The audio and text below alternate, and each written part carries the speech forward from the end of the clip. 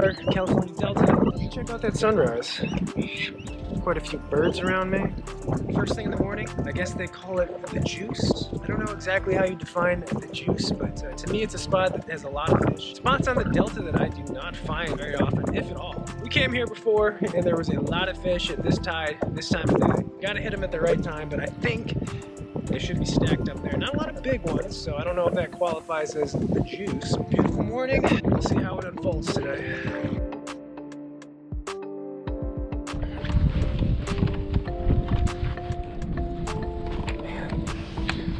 See how the tides just make it, you know, make certain areas like I can't fish this area. It's just too shallow.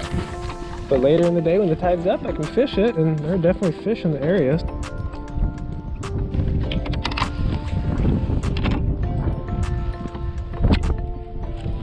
These birds are confirming.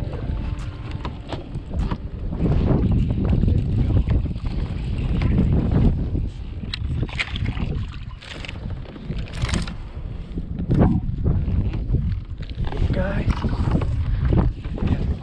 This is the juice.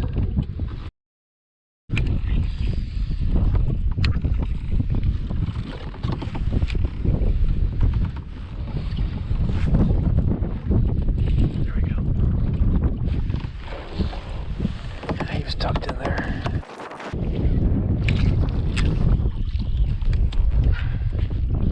This one.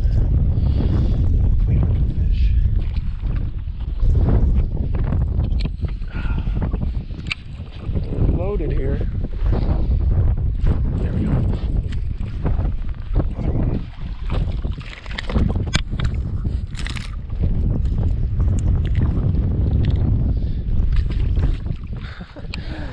I feel like I'm in Major League fishing. Dude, it is blowing.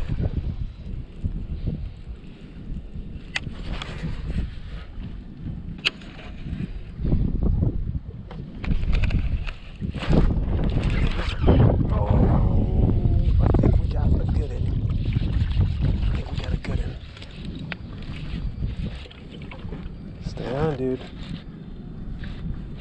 Yeah, that's a good one.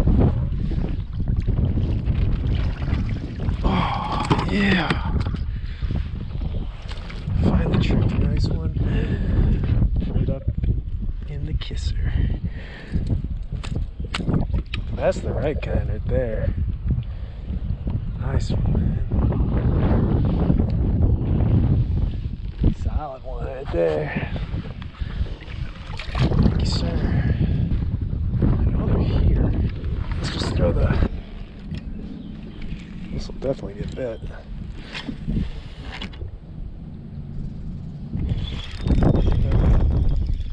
Yeah, they're there still.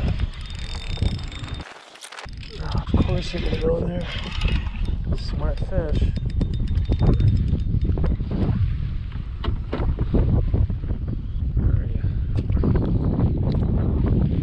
Chunker.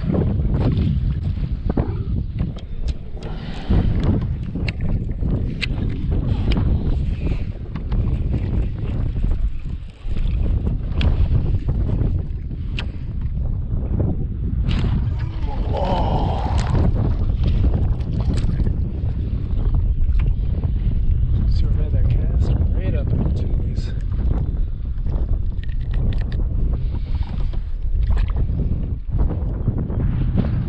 Still a ton of fish there. It's just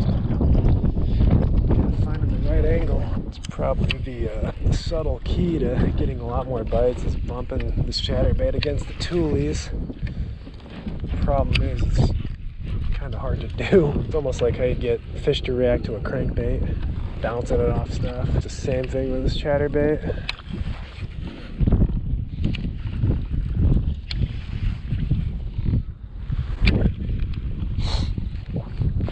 Oh, got one. Another nice one.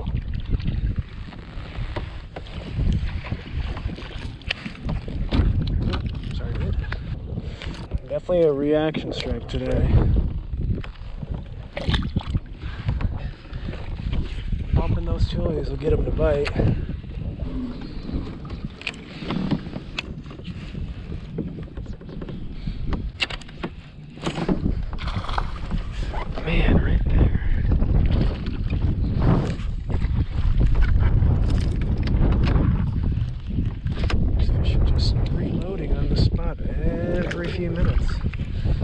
trippy.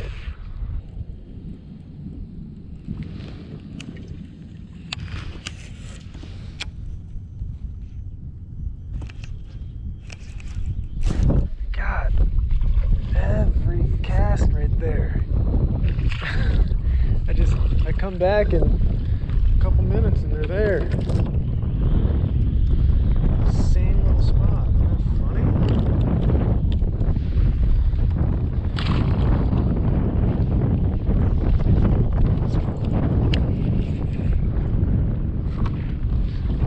What's weird is I've thrown my drop shot there too.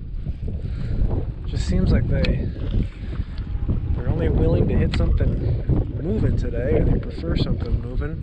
Same cast though. It's got like this little bit of a lane right here. It's one of the few places I can actually make a cast. Just like slowly rolling it through there. Just a ton of fish in this patch of tulies right here, and they set up on it. Every couple minutes.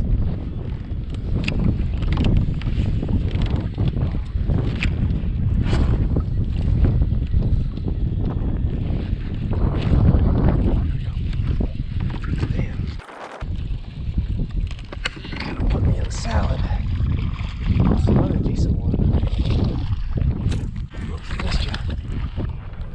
Got some weight to him. Chunky, chunky.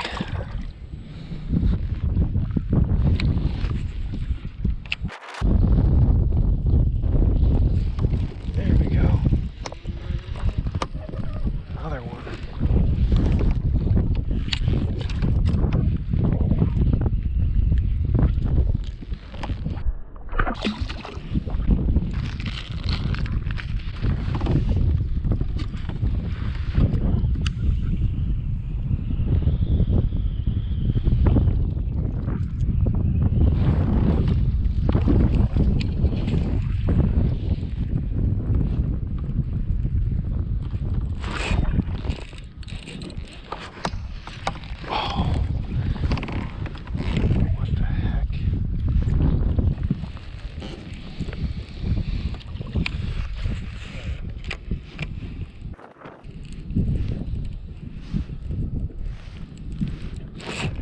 Oh, big one.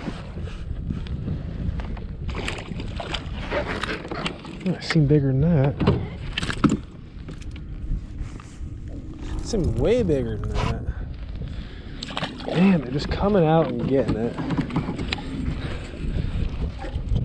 I'd love to throw top water and all this. Well, I'm not saying I'd love to, but it's tempting to try top water and all this stuff. But man, the way they're eating this chatterbait, it's like you can't really put it down. It's just like a no-brainer. Like they're biting the chatterbait today, so why would you pick anything else up?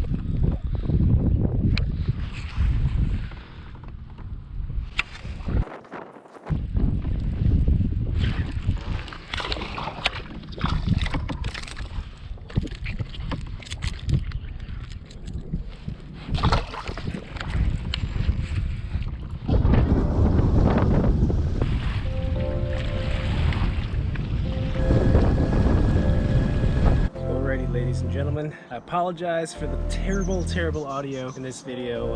It was super windy, and honestly I didn't think it would affect the audio that bad just because I used the audio off the chest camera, but it was just picking up a ton of wind noise the whole time. So I apologize for the audio, but again, still wanted to show you guys today's video. You saw it was all about the chatterbait, the good old Z-Man chatterbait. This is probably one of the only, if not the only bait I can probably throw year round with confidence. In the middle of the summer, no exception. On the Delta especially, when that wind's blowing, when that tide's moving, it's hard to beat a chatterbait or a vibrating jig. That was the thing they wanted today. It was an area that I knew that had fish. I didn't show it, but I tried a ton of other stuff. I think we caught one on the drop shot, but I was throwing that drop shot, I was punching, I was frogging, I threw some top water throughout the day, but nothing. The only thing that I could seem to get bit on with consistency was the chatterbait. I will certainly take it. I love catching them on a chatterbait. It's just a fun way to catch fish, and when they're biting it good. So to talk about the full setup, the chatterbait setup, this is one rod that is pretty special. It's pretty unique in that it is only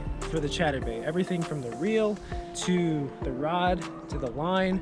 This seems to be just a totally different rod than any of my other setups. So I really can't throw much else on it except the chatterbait. We've got a Shimano Corrado K reel, 7/4-1. I've played with the high-speed 8.5s and then the 6.3s. I love a high-speed reel, especially from a kayak. However, I like the 7/4-1 for the chatterbait because it forces me, at least, to slow down. I tend to fish pretty fast in general, and there's no exception with the chatterbait, but the 7/4 gear ratio reel forces me to reel a little bit slower, and you wouldn't believe how many bites I get right at the boat, especially some of the biggest bites are right at the boat. 6.3 I've played with in the past, but it just seems to be a little bit too slow, so 7/4-1 is a good compromise. Been throwing the chatterbait on a glass rod for the past couple of years, and the glass definitely helps hook up with the fish a lot better and absorb some of the shock, especially, like I said, some of my biggest bites come right at the boat. So you want a rod that's nice and flexible, and glass helps absorb a lot of that strike right at the boat, and you don't rip the bait out of the fish's mouth. The line, I've always thrown fluorocarbon on my chatterbait setups. Kind of like the reel, I've played with 20, I've played with 15. I like the benefits of 20 for the strength. When you're fishing a chatterbait and when you're setting the hook and reeling the fish in, you don't really fight the fish. You almost treat it like a punch fish, in that you set that hook hard and you reel it in to get it in the boat as fast as you can. So I like the 20 for the strength. I like the 15 for the casting distance, but I was a little skeptical horsing those fish in at times. I felt like a good compromise, and just like the reel, was right in the middle. So we've got 17-pound P-line tactical fluorocarbon. I get my casting distance, and I still feel like I can set into those fish real hard and reel them in fast. Then the chatterbait itself, we've talked about this, but this is actually the Z-Man custom chatterbait. This is unfortunately a Tackle Warehouse exclusive, so you can only get the custom chatterbait on Tackle Warehouse. However, there are a handful of other chatterbaits, Green Pumpkin 1/2 ounce, that would work. I'm sure the Jackhammer would do just as well, but Green Pumpkin 1/2 ounce, you know, people play with a ton of trailers out there, but I like a boot tail, and this is the 5-inch Yamamoto swim Senko. Cut off about 1 inch of the swim Senko and thread it on there. I go with a